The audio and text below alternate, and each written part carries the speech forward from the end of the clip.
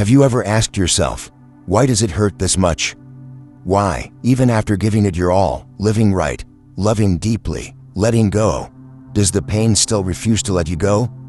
There are days when you wake up with a nameless heaviness in your chest. Nights when you lie still, feeling so hollow inside that you're no longer sure what you're living for. Maybe you've tried everything: meditation, reading, podcasts, talking to friends, but still, there's a corner of your heart that feels abandoned, a quiet darkness, lingering, untouched. The truth is, most of the pain you're carrying doesn't come from the outside world. It comes from the moment you unconsciously abandon yourself. You forgot your inner voice. You forgot what it means to live honestly and began living as if you were someone else. Carl Jung, the great psychoanalyst, once said, "What you do not bring to consciousness will return as fate." And that fate is the cycle of suffering you've been trying so hard to escape. This video isn't a quick healing fix. It's a confrontation, a slow, courageous journey into the shadow, into the place that holds all the parts of you you've rejected. I won't offer you comfort, but I will offer you a mirror, so you can see the root of your pain, understand the true role of suffering in your awakening, and finally, step into integration, the state where you no longer need to fight yourself. This is an invitation. If you're tired of pretending, if you're ready to face the darkness within, come with me, because beyond the pain, there is light, but not the kind that blinds you from the outside. It's the light you've always carried within. You just forgot where to look. Part 1. The root of pain, living disconnected from your true self. You think you're in pain because of other people, because someone hurt you, because of work stress, a toxic relationship, or pressures beyond your control. But there's a brutal truth you've never dared to name. Most of the pain you're enduring doesn't come from the outside, it comes from within. From the moment you lose touch with yourself, from a very young age, you were taught how to become someone who is acceptable, to be obedient, to be agreeable, to get good grades, be polite, and live in a way that doesn't upset others. Gradually, you began to understand a message. To be loved, you must sacrifice a part of who you truly are. You learned how to hide your emotions. You learned how to stay silent when angry, to smile when sad, to say yes when you wanted to say no. All of it stems from a deeply human desire to be seen, to be loved, to be acknowledged. But that's also when you begin living apart from your true self. You started playing roles: the perfect child, the agreeable partner, the loyal employee, the pleasant friend. You began living out scripts written by others, and slowly you forgot who you are. Then one day, you wake up feeling empty. Everything looks the same, but something essential feels missing. You no longer find joy in the things that used to excite you. You feel tired for no clear reason. You begin to lose touch with your emotions. Everything starts to feel meaningless. That's not laziness. It's not a weakness. It's the sign of a soul being abandoned. Carl Jung once said, "The greatest tragedy of life is to live a life that is not your own." When you stray from your essence, when you no longer live as yourself, your body begins to speak. Your mind becomes tangled. Pain emerges, not to torment you but as an SOS signal from your soul. It's not here to punish you. It's here to remind you that you've been away from yourself for too long. Pain doesn't lie in the event. It lies in the separation between the person you're showing to the world and the person you truly are. Every time you swallow your truth to keep the peace, every time you stay silent out of fear of judgment, every time you abandon your own boundaries just to be loved, you quietly extract another piece of your being, little by little, gently, but painfully. The scariest part is, you don't realize you're betraying yourself until that betrayal becomes depression, becomes anxiety, becomes numbness, or worse, a life that feels like you're already dead. You don't need to change the world to stop hurting. You just need to return to the part of you left behind. It won't be a gentle journey. It requires brutal honesty with yourself, but only when you can say, "I am living out of alignment with who I truly am," can healing begin. Remember, pain is not the enemy. It's the alarm bell, the compass. And if you're reading these words in a moment of exhaustion, confusion, or inner chaos, maybe, just maybe, your soul is whispering to you, "Come back, I'm still waiting for you." Part 2. The shadow, where pain hides. And Power 2. If your essence is the light, you're true, pure, original self, then the shadow is the part of you that you've rejected. And here lies the paradox. The shadow doesn't disappear when you deny it. It simply retreats inward, it goes underground, and from that place, it controls you. Carl Jung described the shadow as the unconscious realm where all the things you refuse to look at reside. Envy, repressed desires, anger that was forced into silence, fears you've never dared to name, and even talents, strengths you disowned simply because they made you stand out. The shadow is where all the parts of you once were, or longed to be, got buried because of the pressure of society, culture, family. You wanted to shine, but were labeled arrogant. You wanted to speak up, but were silenced with judgmental stares. You felt rage, but were taught that anger is bad, so you locked it all away, inside a sealed chest, and that chest is your shadow. The problem is that what's been denied does not die. It survives. It looks for ways to return through emotional outbursts, self-sabotaging behavior, or repeated relationships that replay old wounds. Have you ever asked yourself, why'd I keep falling for the wrong people? Why'd I keep attracting the same kind of hurt? It's not fate, it's your shadow pulling the strings. Jung once said, until you make the unconscious conscious, it will direct your life and you will call it fate. The shadow is the part of you you haven't faced, and because you can't see it, it acts in your place. But this isn't a horror story.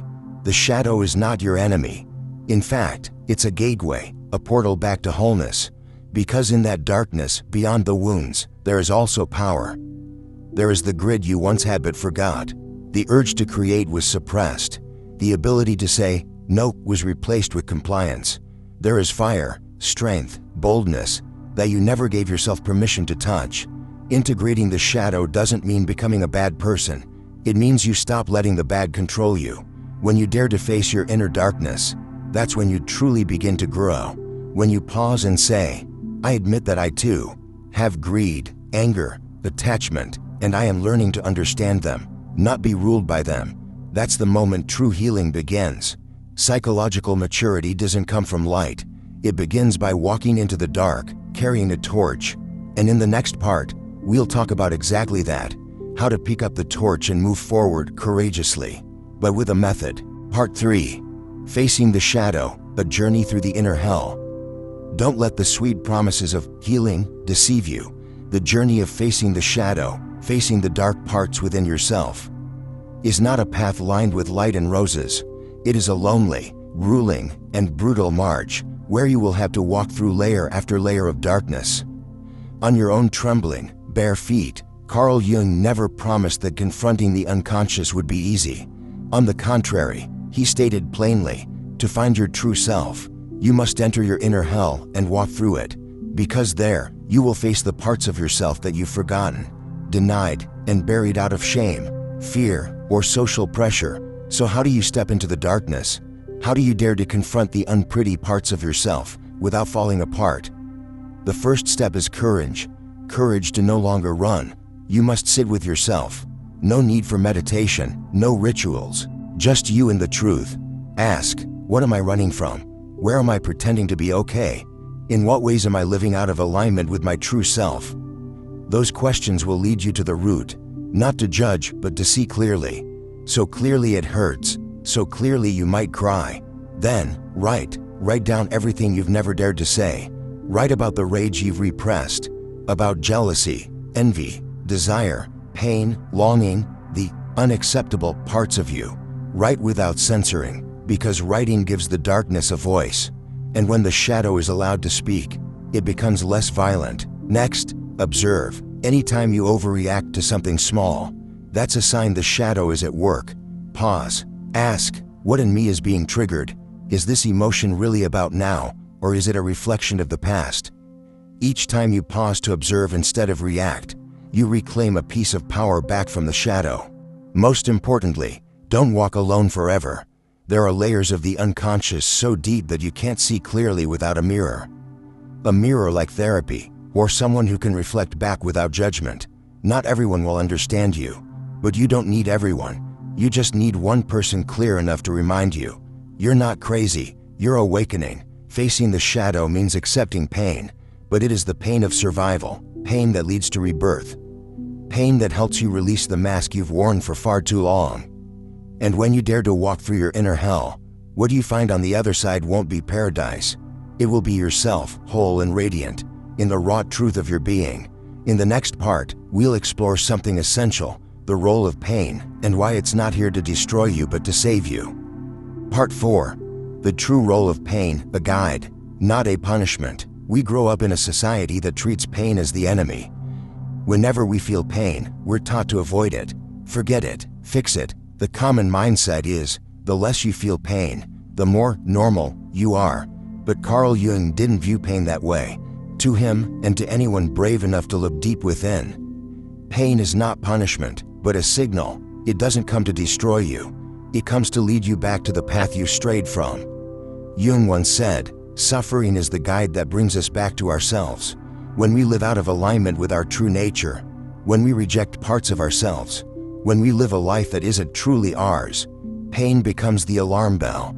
It doesn't scream, but it persists. It isn't loud, but it seeps into every lonely moment, every sleepless night, every time we pretend we're fine. You are not in pain because you are weak. You are in pain because your soul is trying to wake you up.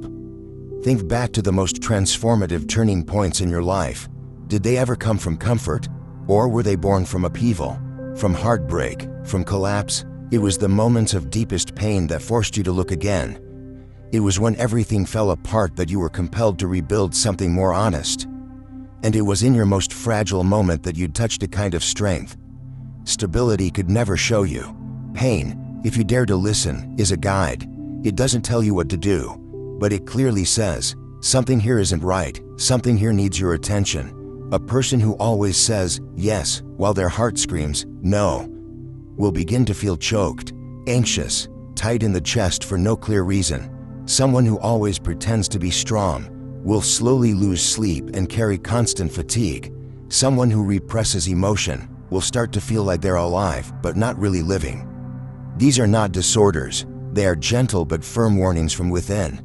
The problem is, we were taught how to suppress pain, not understand it. Every time you're sad, go shopping. Every time you're anxious, watch a show. Every time you're lonely, scroll online. Every time you're tired, push harder. But the more we do this, the further we drift from the message pain is trying to deliver. Carl Jung never encouraged running from pain. He emphasized that pain must be fully lived. You must go through it, not around it. You must look directly at it, not turn away. You must ask, what are you trying to tell me? Instead of just wishing it would disappear. We only truly grow when we become grateful for pain. Not a superficial gratitude, but a deep, visceral thankfulness when we realize, without that wound, we would never have had the courage to change. Without that heartbreak, we would never have learned to listen to ourselves.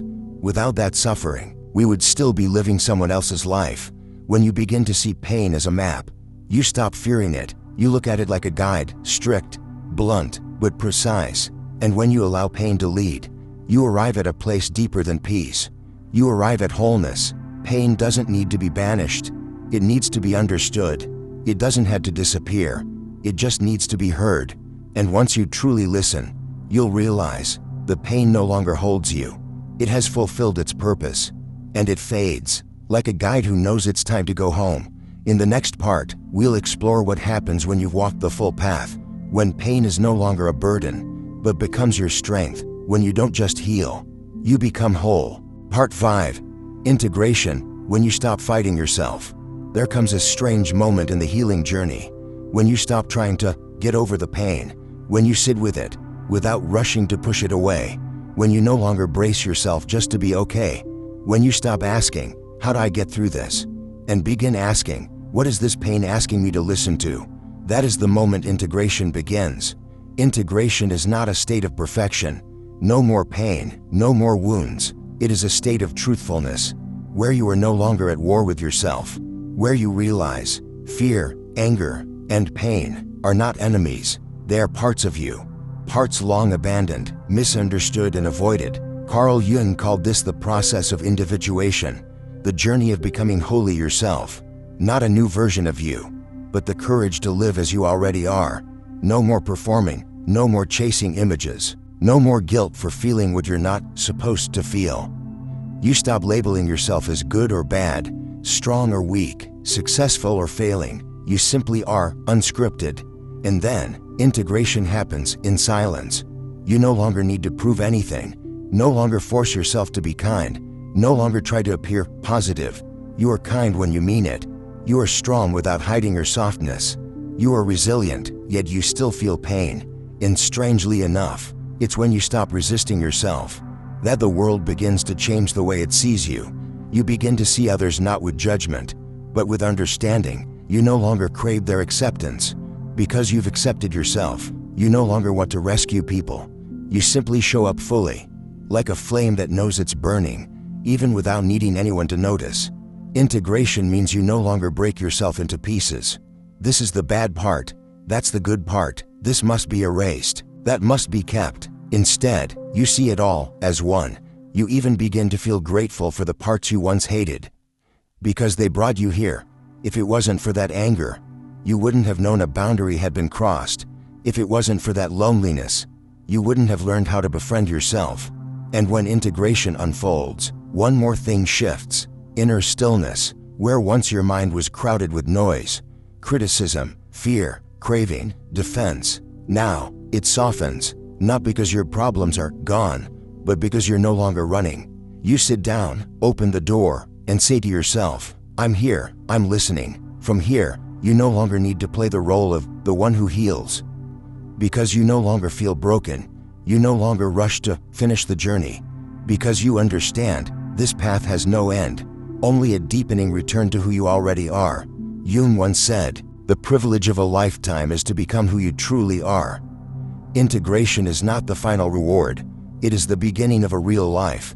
A life where you are no longer dependent on validation, no longer driven by fear, no longer tormented by what you cannot control.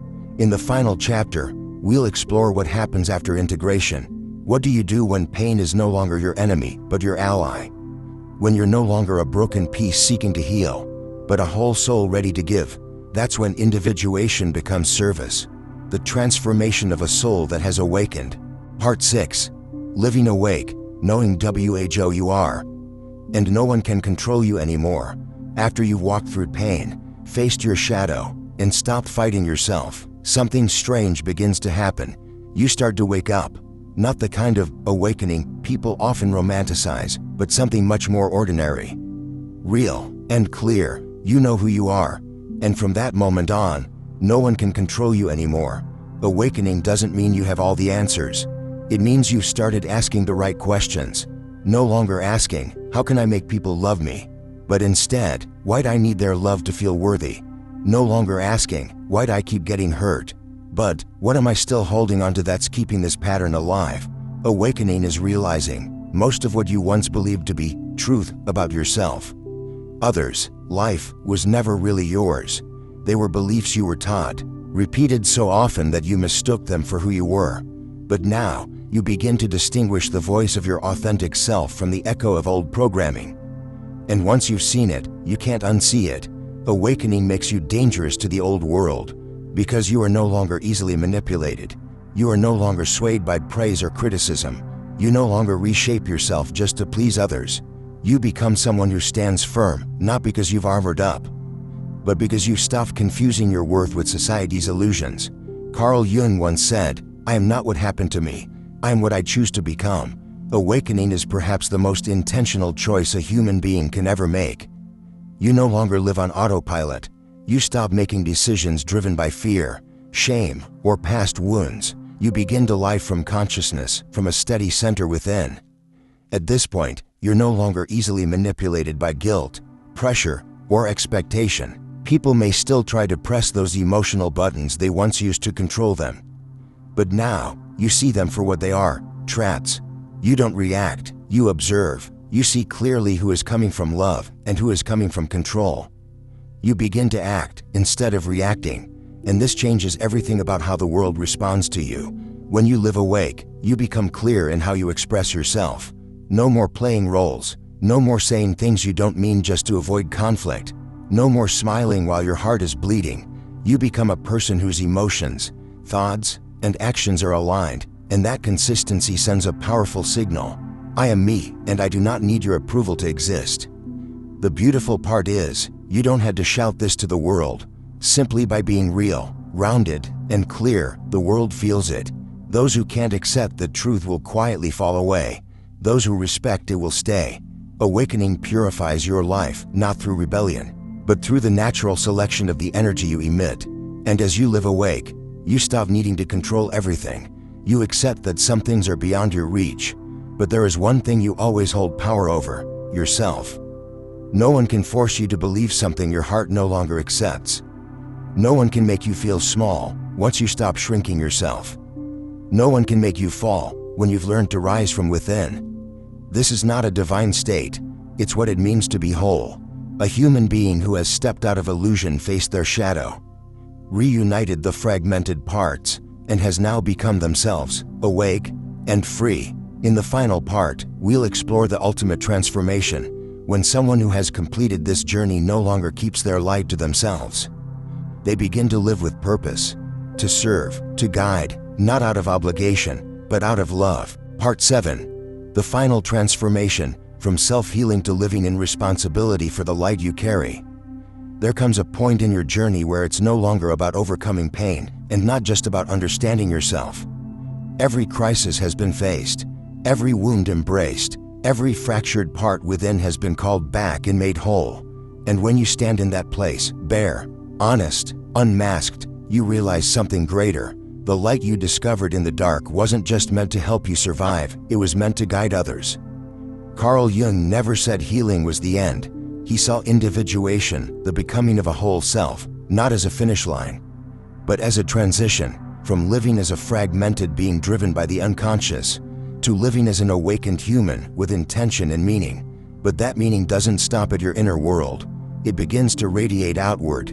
It becomes a presence that influences, a person who has walked through the inferno of their own psyche. If truly transformed, doesn't turn their back on those still lost. They don't preach, they live, and the way they live becomes the strongest invitation of all. You might have once thought, I heal for myself, I don't owe anything to anyone. And that's true, but there comes a moment when the light you carry becomes too vast to keep to yourself. Not because you should share it, but because you can't not share it. That's when you begin to live with a sense of responsibility. Not a duty imposed from outside, but a calling from within, to live as one who has seen. Because now you know, now you've felt, you are no longer blind, and that makes you show up in the world with a different energy. A person who has truly walked through darkness has no more appetite for playing roles. They have no interest in control games, power struggles, or proving who's right or wrong. They only care about what is real. They choose silence when needed. They speak up when silence would betray the truth. And when they speak, people listen, because their words do not come from knowledge. They come from experience, from blood, tears, and awakening. Responsibility here is not about saving anyone, because you know, no one needs to be saved. Everyone has their own journey. You can't pull someone out of the dark, but you can become a torch. So when someone is ready, they see you, and they find their way. You are not the answer. You are the evidence. Jung once said, one does not become enlightened by imagining figures of light, but by making the darkness conscious. And that's you, someone who dared to turn darkness into awareness, suffering into wisdom, confusion into the direction. Living in responsibility for your light doesn't mean becoming famous, inspiring, or a healer for others. Sometimes, it simply means living truthfully and not backing down. It means holding your boundaries even when misunderstood, loving without compromising your truth, becoming a safe harbor for those who have hurt long enough to stop running. Not through advice, but through the unshakable presence you've built within yourself. And sometimes, your only responsibility is to keep the flame alive, to not let that light dim in the grind of unconscious life, in the weariness of routine, or the temptation to slip back into your old self. That, too, is a form of leadership, silent, but powerful, because true light isn't something you emit through effort. It's something you radiate through the alignment of your soul and your actions. And when you live in that alignment, you become a reminder that it is possible to live authentically and still be free, to be kind and still have boundaries, to once be shattered and now stand tall with an open heart. That is the bridge between healing and responsibility. Not everyone will understand you, but those who need your light will see it. You don't go looking for them, but by living in truth, your light becomes a map for someone at exactly the moment they need it. In the final section, we'll return to where we began, to pain, but this time, not to fear it, but to thank it, because it was pain that led you home. And you, now, are no longer the person you once were. Now that you've walked with me through the darkness, listened to the forgotten voice within, embraced your shadow, and let pain become your guide, you are no longer the same. On the outside, you may still look like you, but inside, something has shifted, a gentle yet deep awakening. In ancient memories stirred, you were not born to hold yourself together trying to be perfect. You were born to become yourself, with all your light and all your shadow, and to live in that place with courage and love. Carl Jung once said, "Individuation is the task of a lifetime." And today, perhaps you've truly taken your first steps on that path, no longer running from your emotions, no longer being driven by fear or guilt, no longer living as the character others expect you to play, but instead, beginning to live as a unified human being, clear, honest, and ungovernable. And do you know what's most beautiful? When you live this way, you don't just free yourself, you become a living example for others. You don't need to preach, you just need to live, and your presence alone becomes a reminder. There is another way to live, awake, deep, and truly free. I can't give you all the answers, but I can give you this promise. If you keep going, keep listening, keep living in truth, you will never be able to return to your old life again. Because once consciousness opens, the path can only lead forward. So leave a comment. What part of this journey touched you the most? What are you ready to face? Starting today, share, not just to express it, but to commit to yourself. And if this meant something to you, continue with the next video, where we'll go even deeper, into the more hidden layers of consciousness. Because you deserve more than just to survive. You deserve to live a life of meaning, of depth, and of light.